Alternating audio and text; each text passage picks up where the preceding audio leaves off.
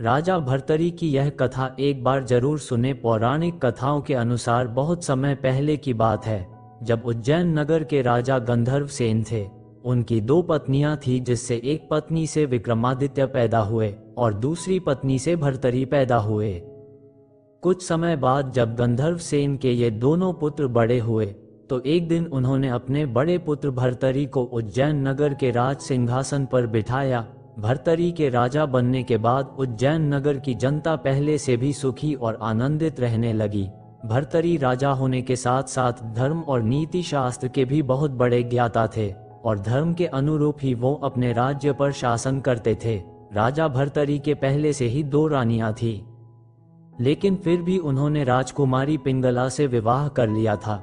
रानी पिंगला बहुत ही सुंदर थी, जिसकी वजह से भर्तरी उनकी तीनों रानियों में सबसे ज्यादा प्रेम रानी पिंगला से करते थे। राजा भर्तरी पिंगला की सुंदरता से इतना मोहित हो गए कि धीरे धीरे वो अपने राज कर्तव्यों को भुलाने लगे। अब थोड़े दिनों बाद उज्जैन नगर के राजमहल में गुरु गोरखनाथ जी पधारे। उधर जब राजा भर्तरी को पता चला कि उनके राजमहल में गुरु गोरखनाथ जी का आगमन हुआ है, तो राजा भर्तरी उनके पास आए और उन्हें प्रणाम किया और फिर कई दिनों तक उन्होंने गुरु गोरखनाथ जी की खूब सेवा की। राजा भर्तरी की सेवा से गुरु गोरखनाथ जी बहुत प्रसन्न हुए और जब वो राजमहल से जाने लगे तो उन्होंने राजा भर्तरी को एक दिव्य फल भेंट के रूप में दिया और कहा, हे राजन, इस दिव्य फल को खाने से तुम सदा जवान बने रहोगे, बुढ़ापा तुम्हें छू भी नहीं पाएगा। और फिर उस दिव्य फूल को राजा भर्तरी को देकर गुरु गोरखनाथ जी वहां से चले गए। उधर गुरु गोरखनाथ जी के जाने के बाद राजा भर्तरी उस फल को गौर से देखने लगे और मन ही मन सोचने लगे कि मैं तो राजा हूँ, मुझे जवानी और सुंदरता की क्या आवश्यकता है। फिर उन्होंने सोचा, क्यों न मैं इसे रानी पिंगला को दे दूं, इसको खाने के बाद वह सदा सुंदर और जवान बनी रहेगी। और फिर राजा भर्तरी ने दिव्य फल ले जाकर रानी पिंगला को दिया और कहा, लो रानी, ये दिव्य फल मुझे गुरु गोरखनाथ जी ने दिया है, इसको खाने के बाद तुम सदा जवान और सुंदर बनी रहोगी, इसलिए इसे तुम खा लेना। लेकिन राजा भर्तरी ये नहीं जानते थे कि जिस रानी को वो सबसे ज्यादा प्रेम करते हैं, वो उनसे नहीं बल्कि उसी नगर के कोतवाल से बहुत प्रेम करती है। राजा जब रानी पिंगला को वह दिव्य फल देकर वहां से चले गए, तो रानी ने सोचा, मैं सदैव जवान रहकर क्या करूंगी, क्यों ना मैं ये फल नगर के अपने उस कोतवाल को दे दूं, ताकि वह लंबे समय तक मेरी इच्छाओं की पूर्ति करता रहे। रानी पिंगला ने यही सोचकर वह दिव्य फल कोतवाल को दे दिया और कहा, इसे तुम खा लेना। लेकिन वह कोतवाल रानी से ज्यादा उसी नगर की एक वेश्या से प्रेम करता था। उसने सोचा कि इस फल को मैं खाकर क्या करूंगा, इसको ले जाकर मैं उस वेश्या को दे देता हूँ, जिससे वह हमेशा जवान और सुंदर बनी रहेगी। और उसने वह फल ले जाकर उस वेश्या को दे दिया। लेकिन जब इस फल की दिव्यता के बारे में पता चला तो उसने अपने मन में सोचा कि यदि मैं इस दिव्य फल को खाऊंगी तो सदा के लिए जवान और सुंदर बन जाऊंगी, लेकिन मुझे जीवन भर यही बुरा कर्म करना पड़ेगा और मुझे कभी भी इस नरक की जिंदगी से मुक्ति नहीं मिलेगी। फिर कुछ देर बाद उसके मन में यह विचार आया, क्यों न इस फल को ले जाकर मैं राजा भर्तरी को दे दूं, क्योंकि अगर राजा इस दिव्य फल को खाएंगे तो सदा के लिए सुंदर और जवान बन जाएंगे, तो लंबे समय तक प्रजा को सभी सुख सुविधाएं मिलती रहेगी, क्योंकि राजा भर्तरी अपनी प्रजा से बहुत प्यार करते थे। ये सोचकर उस वेश्या ने वह दिव्य फल ले जाकर राजा भर्तरी को दे दिया। उस दिव्य फल को देखकर राजा भर्तरी आश्चर्यचकित हो गए। पहले तो उन्हें लगा कि रानी पिंगला के पास से ये दिव्य फल को चुराकर किसी ने इस वैश्या को दे दिया है, इसलिए उन्होंने वैश्या से पूछा कि यह फल तुम्हें किसने दिया है। तो उस वैश्या ने कहा कि राजन, ये फल मुझे इस नगर के कोतवाल ने दिया था और कहा था कि इस फल को खाने से तुम हमेशा जवान और सुंदर बनी रहोगी, लेकिन मैंने सोचा कि इस फल की सबसे ज्यादा जरूरत आपको है, इसलिए मैं लेकर आपके पास चाहिए फल पास चली आई। वैश्या की बात सुनकर राजा ने तुरंत सैनिकों को भेजकर कोतवाल को बुलवाया।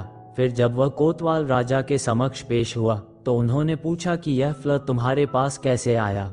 कोतवाल ने कहा, महाराज, मुझे ये फल आपकी रानी पिंगला ने दिया और कहा था कि यह दिव्य फल तुम खा लेना, इसको खाने के बाद तुम सदा जवान और सुंदर बने रहोगे। ये सुनकर राजा भर्तरी के दिल में गहरा झटका लगा। वह मन ही मन सोचने लगे कि जिस रानी को मैंने सबसे ज्यादा प्रेम किया वही रानी मेरे साथ धोखा कर रही थी।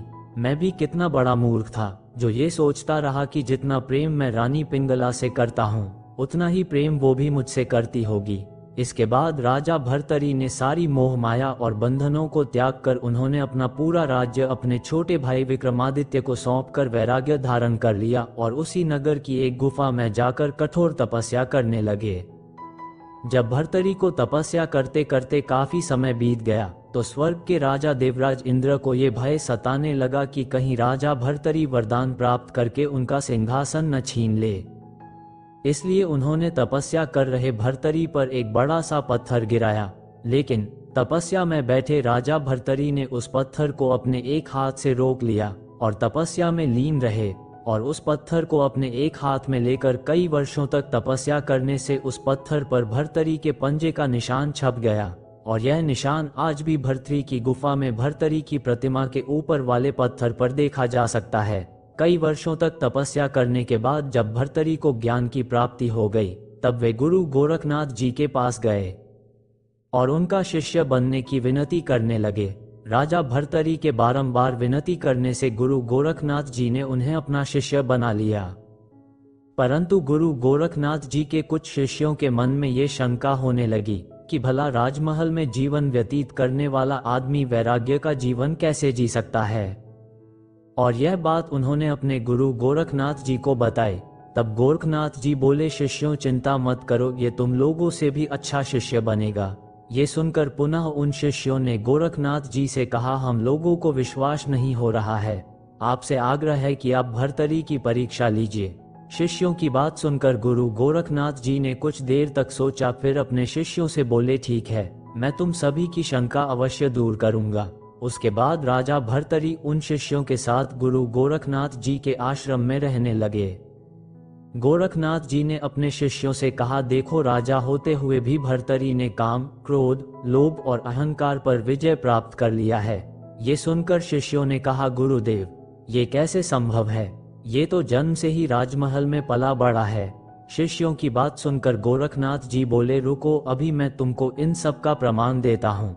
फिर उन्होंने भर्तरी की अपने पास बुलाया और कहा, भर्तरी, तुम जाओ और जंगल से खाना बनाने के लिए लकड़ियां लेकर आओ। गुरु का आदेश पाकर भर्तरी नंगे पैर लकड़ियां लाने जंगल की ओर चल दिए। कुछ देर बाद जब वो लकड़ियां इकट्ठी कर वापस आश्रम आने लगे तब गोरखनाथ जी ने दूसरे शिष्यों से कहा, जाओ और भर्तरी को ऐसा धक्का मारो कि उसके सर से लकड़ी का बंडल नीचे गिर जाए। गुरुदेव के कहने पर शिष्य भर्तरी के पास गए और भर्तरी को ऐसा धक्का मारा कि उसके सिर से लकड़ी का बंडल नीचे गिर गया।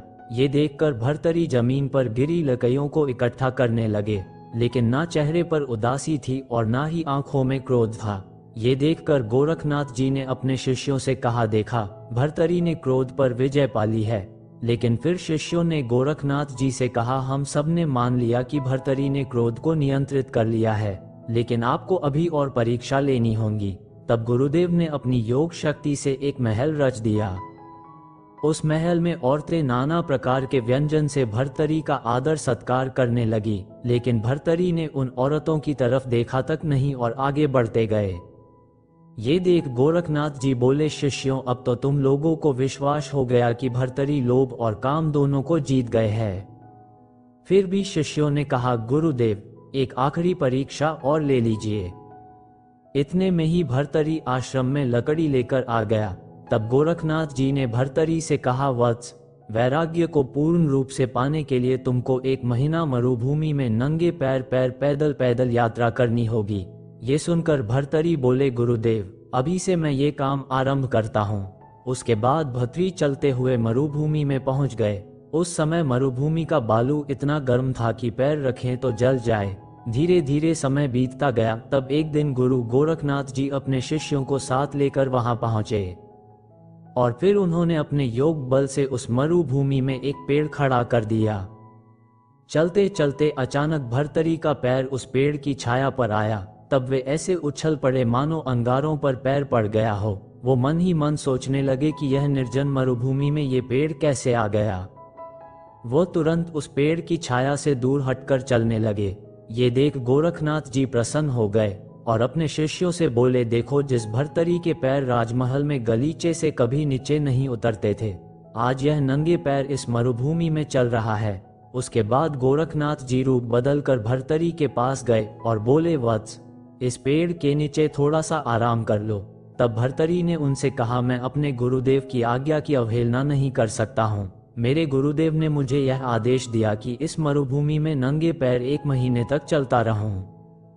फिर भर्तरी कुछ दूर आगे गए। तब गोरखनाथ जी ने अपने योग बल से उनके रास्ते में ऐसी कटीली झाड़ियां उत्पन्न कर दी कि उनके वस्त्र फट गए, पैरों में कांटे चुभने लगे। फिर भी भर्तरी ने आह तक नहीं किया। ये देख गुरु गोरखनाथ जी ने अपने योग बल से अग्नि से भी अधिक ताप पैदा किया।